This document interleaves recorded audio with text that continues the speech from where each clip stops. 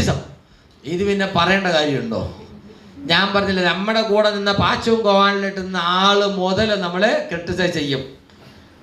വ്യക്തിപരമായിട്ടും നമ്മുടെ പ്രവർത്തനങ്ങളെയും നമ്മുടെ ചിന്താഗതികളെയും നമ്മുടെ ടീമിനെയും എന്തിന് പ്രോഡക്റ്റിനെയും കമ്പനിയെയും സിസ്റ്റത്തെയും വരെ ആളുകൾ വിമർശിക്കും. ഒരു ചില സമയത്ത് നമുക്ക് തീരെ അസഹനീയമാകും, നിർത്തിക്കളഞ്ഞാലോ എന്ന് തോന്നും. അത്രയധികം എല്ലായിടത്തുനിന്നും നമ്മളെ കുറ്റപ്പെടുന്നു, സിസ്റ്റത്തെ കുറ്റപ്പെടുത്തുന്നു, നമ്മുടെ കൂടെ വന്ന ആളുകൾ കുറ്റപ്പെടുത്തുന്നു. നമ്മുടെ കൂടെയുള്ളവർ ആരെങ്കിലും എന്തെങ്കിലും ചെയ്താൽ അപ്പം തന്നെ നമ്മുടെ നിലയിൽ വരും. പറയുന്നത് വഴിയെ പോകുന്നവർ ചെയ്യുന്നതിനൊക്കെ ഉത്തരവാദിത്വം നമുക്ക് പറയേണ്ട ഒരു സാഹചര്യം വരും. The more your team grows, the more responsibility you have to bear. നിങ്ങളുടെ ടീം വളരുന്നതനുസരിച്ച് നിങ്ങളുടെ ഉത്തരവാദിത്തങ്ങൾ കൂടിക്കൂടി വരും. ഉത്തരവാദിത്തം കൂടാന്ന് പറഞ്ഞാൽ തൊലിക്കട്ടി കൂട്ടുക എന്നർത്ഥം.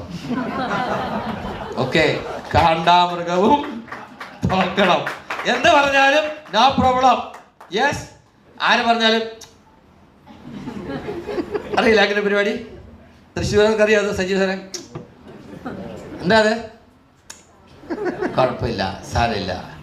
ചീത്ത പറഞ്ഞാലും സാരമില്ല, രണ്ട് പൊട്ടിരു തന്നാലും സാരമില്ല. കാരണം ഞാൻ അറിഞ്ഞൊന്നും ദ്രോഹം ചെയ്തിട്ടില്ല. അതുകൊണ്ട് തെറ്റിദ്ധാരണ കൊണ്ടാണ് അവരത് ചെയ്യുന്നത്.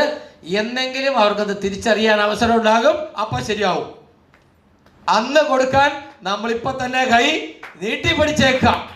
തെറ്റിദ്ധാരണ നമ്മുടെ ഭാഗത്തുനിന്ന് എന്തെങ്കിലും പ്രശ്നം ഉണ്ടായിട്ടുണ്ടെങ്കിൽ സോറി, മുമ്പോട്ട് ഇറങ്ങി പറഞ്ഞേക്കാം. അത് വാട്സാപ്പ് പറഞ്ഞ ട്രെയിനിങ്ങിൽ പറഞ്ഞിട്ടുണ്ട്.